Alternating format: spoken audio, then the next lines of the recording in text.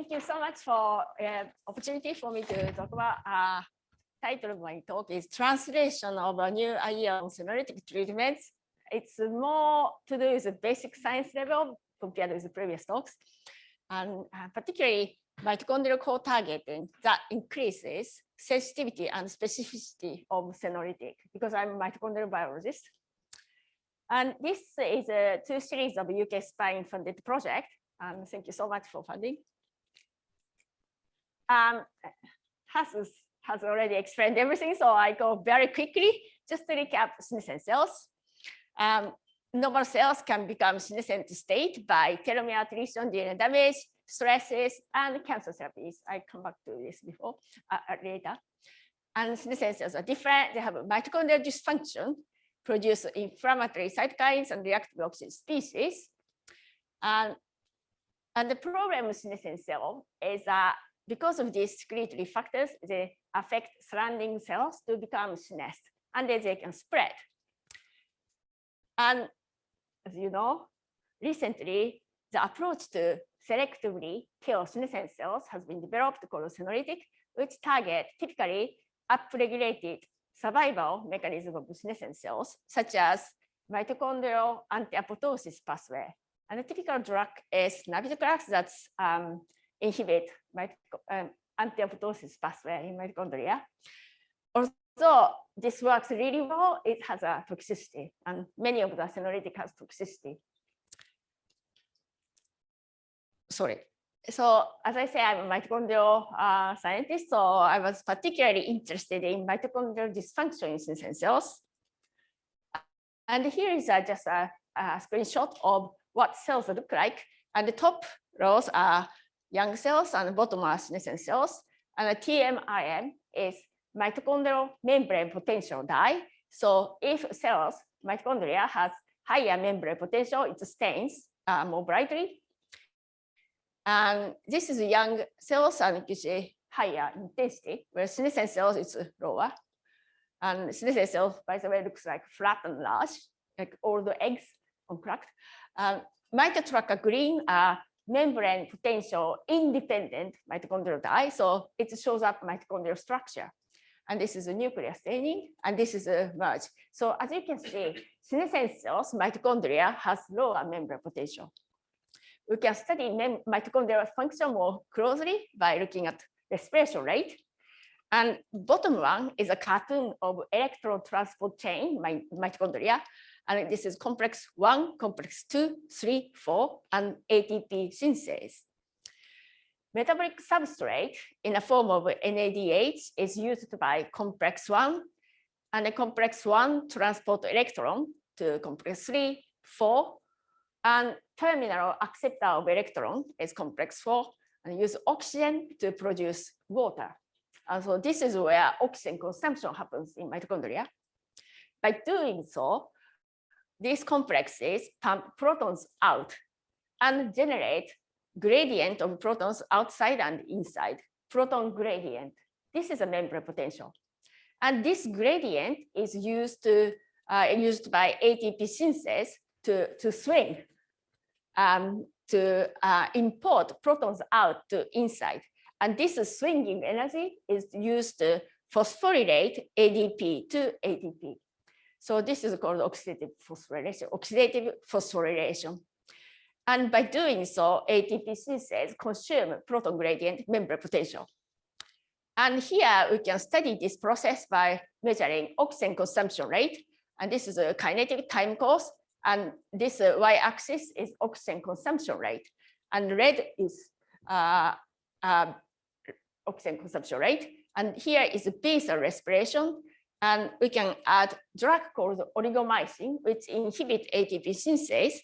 And this flow stops because there's no more usage of proton gradient. And as you can see here, oxygen consumption rate drops. Next, we can test by adding mitochondrial uncoupler, such as FCCP. So what it does is it bypass ATP synthase and use proton motive force membrane potential. So electron transport chain respond to compensate loss of membrane potential and start running faster. So as you can see, this is a small dose of FCCP added one by one. So here it goes up, up, up, up, up, up until here, which is the maximum. So mitochondrial is running really fast. So this is young cells, but bottom is senescent cells, and doing parallel experiments. And here, based on respiratory oligomycin and uncapra, in the same kind of addition, whereas senescent cells, already after 3 times, 1.5 micromolar of uncapra, this already maxed out. And from here, membrane potential collapse, and then suffers. So there's a very big difference between young and senescent cells in ability to maintain membrane potential by running electron transport chain faster and faster. So this suggested mild uncoupling by small dose of mitochondrial uncapra. In senescent cells, mitochondrial membrane potential become critically low level because they can't maintain anymore. Whereas young cells, mitochondrial membrane potential is well maintained. Small dose of uncapra is still fine. They can go faster. This makes senescent cells is much more vulnerable to apoptosis because membrane potential collapse.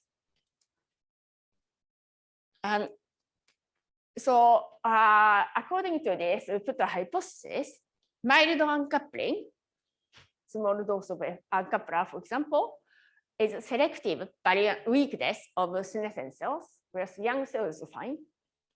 And that should improve sensitivity and the specificity of senolytic when it's combined with BCL family inhibitors, which is mitochondrial anti-apoptosis inhibitors such as navitoclax.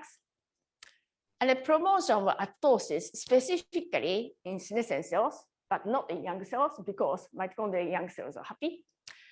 And this should be able to reduce toxicity of non-senescent cells because it's a reduced effective dose of navitoclax usage, for example. So we thought it's a good idea and we wanted to test in lab. Firstly, in vitro using human dermal fibroblasts.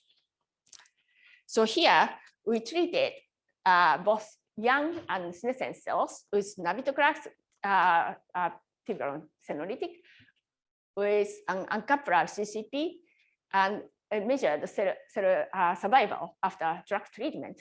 And after 3 days with treatment of these drugs, we plotted, we counted cell number remaining and then plotted in a graph.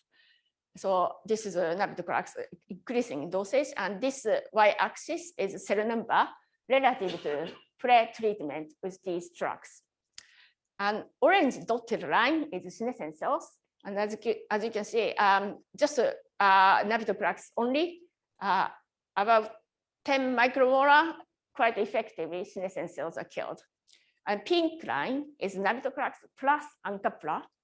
As you can see, its sensitized effect of navitoclax is much higher.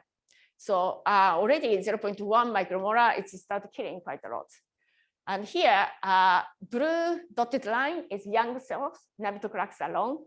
And green line is navitoclax plus uncapra. So as you can see clearly, there's no effect on young cells, but only enhance senolysis effect of navitoclax in senescent cells. So we thought it's great. Does it really work in vivo? So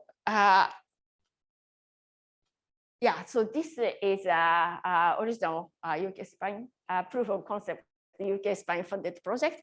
We wanted to test this idea in mice. A mouse model of premature aging by radiotherapy, cancer radiotherapy.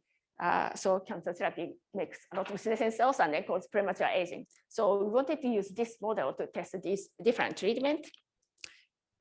Mice is being irradiated at 7 months old. And after 1 month when they recovered, we treated mice with one of those conditions. So this is unirradiated, and this is irradiation alone. And this one is low navitoclax, 0.5 milligram kilogram day. So this is 1/100th of typically used in literature and cancer patients. So this is very, very low, 1/100th. And higher nabitoclax concentration, it's 10 times. It's still a little bit marginally lower than typical dose. And BAM15 is another uncoupler. So uncoupler alone. And finally, this very low nabitoclax plus uncoupler. So this is a combination. And I wanted to say whether we can prevent premature aging in which condition works best. So firstly, it's a frailty index adapted from a human version to mouse version. So it's a measure of 3 different indices of aging markers, including grip strength, and then analyzed with the time. So age, this is a mouse age in days, and y-axis is a frailty index, frailty score. Black line is unirradiated normal aging mice, and each dot are individual mice, and lines are regression lines, and dotted lines are 95 confidence interval. And red orange is irradiation. So after radiotherapy, as you can see, the rate of frailty index increases much steeper than normally aging mice. And low nabitoclax and uncoupler both marginal effect, slight effect of low nabitoclax, 0.5 milligram per kilogram body weight, but it's not massively great. And here is encouraging data showing high nabitoclax is significant, quite good effect to modulate the rate of accelerated rate of frailty index. And the purple one is a combination of low nabitoclax and mitochondrial uncoupler. This is a very good prevention of premature accelerated rate of increase in frailty. So this is very effective. We also wanted to see other other physiological functional parameters. Firstly, cognitive function measured by Y-maze test. This assesses short-term memory. And so the higher the better memory capacity. IR only irradiation alone is the lowest. And here, low nabitoclax is not any better.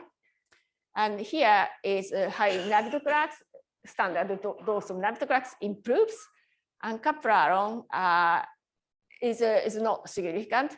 And the combination of low nabitoclax and mitochondrial uncoupler is even better than high nabitoclax.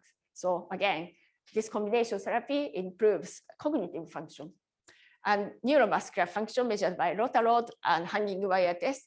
Again, just skip quickly. So combination is always very effective in these test parameters.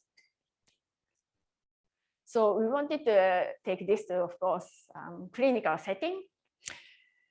And just before that, we were thinking, what is necessary for translation of these novel ideas we have? So there are a few questions. Who needs senolytic? Who has got lots of senescent cells? How can we tell? Is a dose enough? We are giving senolytic. Is a dose enough to that particular person? There may be individual differences. And is the length of the treatment enough? Again, it might be we don't know how to assess it, and how effective is the treatment. So it comes to this need for using minimally invasive senescence biomarker. And so we wanted to develop a tool to develop in vivo imaging of senescent cells using 18F Tiger for PET imaging scanning for our preclinical development with senolytic, as well as moving to translation in clinic. And again, Asus already mentioned this. So we will be using 18F Tiger. Tiger has got this very long chemical name. And this one is metabolized by beta galactosidase, highly expressed in lysosomes of senescent cells. And accumulate. So this enzyme is responsible for sem-beta-gal staining, which is a very common assay to analyze senescent cells in tissues and cells. So the project hasn't yet started, but we'll be starting very soon. So we'll plan to study time course and tissue distribution of ATF-PIGAL to see how long after tracer injection we should be measuring. So this is basic kinetic analysis for us to be able to use this tool if it's successful. And we plan to use a mouse model of radiotherapy with and without senolytic. But for the moment, our interest is not cancer diagnostic, cancer therapy. So we wanted to test whether it's sensitive enough to detect therapeutic senolytic, like I showed earlier. And we will perform ex vivo analysis in tissues by immunofluorescence method in parallel. And we'd like to use not PET imaging method, but IVIS, an in vivo imaging system with Cherenkov imaging. So PET probes generate Cherenkov light, whereas they keep producing gamma and X-rays.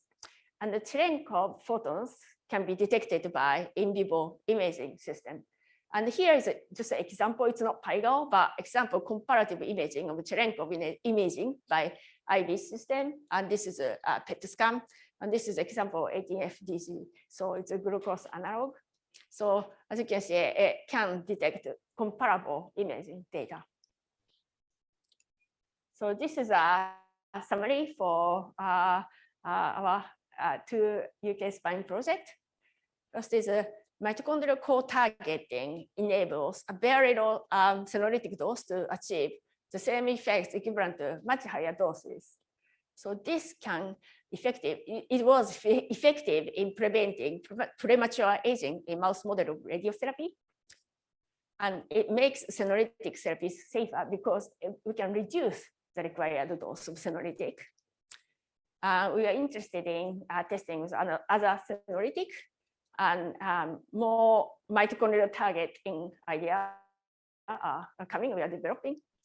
And facilitation for senolytic translation, both in preclinical tests and also clinical setting by in vivo senescent cell imaging. And we want to validate this method, ATF-PIGAL imaging method, in preclinical test on senolytic. And if it's successful, we probably want to test, of course, preclinical tests on other anti-aging therapies, which is expected to reduce senescent cells abundance. And of course, clinical trials. And we are also interested in same line of idea, zirconium labeled gamma H2X tracer, as Lynn mentioned. Gamma H2X is also very popular senescence markers. And zirconium is another PET scan probe. To this, I would like to thank you to all of my team and colleagues. So just say top PIGAL team. And this is in vitro, in vivo team, and all the collaborators. And thank you very much for your attention.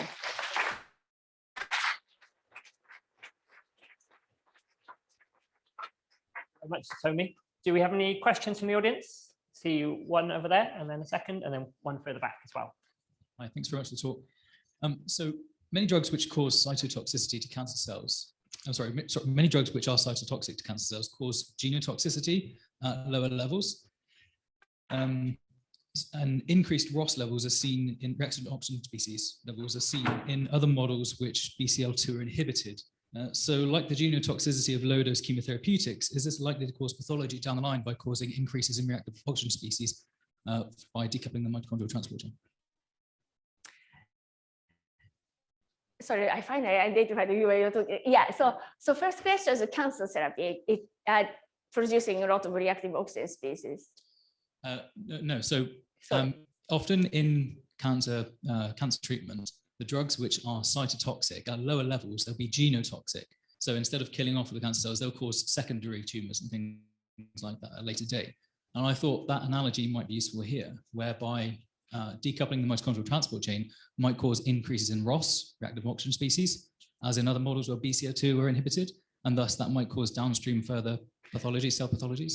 Okay, yeah, I got it, sorry. Yeah, mitochondrial uncoupling is quite interesting. In organelle, loss production depends on protomotive force, membrane potential. So higher the membrane potential, the more power for electron to escape to react with oxygen to make it loss. So in organelle level, uncoupler should ease loss production pressure.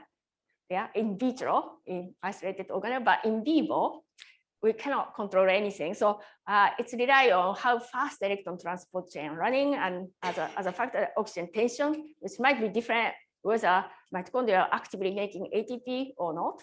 So in vivo, it's very difficult to tell uncoupling can increase or decrease loss. It's really condition dependent, but in general, this level of uncoupler should not increase loss production in general, but if there's a problem in mitochondrial electron transport chain, trying to drive more electron flow will generate more loss. So it's also different. But for this, I really think its effect is lowering membrane potential, and that's apoptosis depends on collapsing membrane potential. So that's a double punch to induce apoptosis.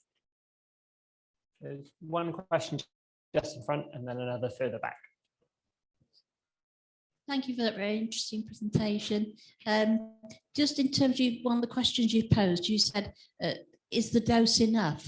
Well, I just wanted to make the comment I made earlier that it might be useful or wise to tailor the dosages according to age and body weight per kilogram. As I said earlier, a lot of things for a 7-stone woman, dosages given the same as a 14-stone man. So just to make that comment for your clinical trials particularly. Thank you. Yes, it's so essential, critical, and also we have another study, different study, but male and female respond differently. And of course, next project we want to do in a funding application in Gong is testing young people for after cancer therapy, for example, and we don't know. So that's why it's really nice to have a method to evaluate drug effects. So is it enough, or do you have to give it longer, or yeah, so that's why we thought in vivo imaging system for stem cells are very useful and very important for future translation wise. And there's one final question for the back. Very nice talks, Satomi. Do you know the paradigm is that senolytics kill senescent cells, but those compounds could also potentially have other effects. And maybe I'm just wondering, in your mouse, when you treat at low dose, do you think maybe there's other effects that could explain what you see that might not be involved in actually killing cells? Yes, so we are currently busy studying tissue samples from these mice. And low dose of navitoclax, we're not sure about uncoupler dose. I don't know yet, but so for this, yeah. So we are currently investigating, and of course, there's off-target effects of navitoclax and anything else. But we are kind of interested in more off-target beneficial side of uncoupler. But as far as the drug is concerned, a lot of things are cell type specific, as well as dose specific, like rapamycin is dose specific, and cell type specific. And navitoclax are especially good for fibroblasts, but not in pre-adipocytes. But if you think about it, lots of fibrosis is fibroblasts, so heart, liver, many stroma of immune system surrounded by fibroblasts or fibroblast-like cells. So targeting fibroblasts might not be a bad idea. So there's a cell type specificity, dose specificity, and many things. Yes, senolytic are very rapid progressing area, and there's so much pressure on novel, and then leaving exact evaluation out. It's less publishable, or it's less sexy for publication. So everybody go for novel one, and I think there's a need to carefully evaluate each. Yeah. Thank you very much. So we'll move on now to our next talk. So thank you to Satomi.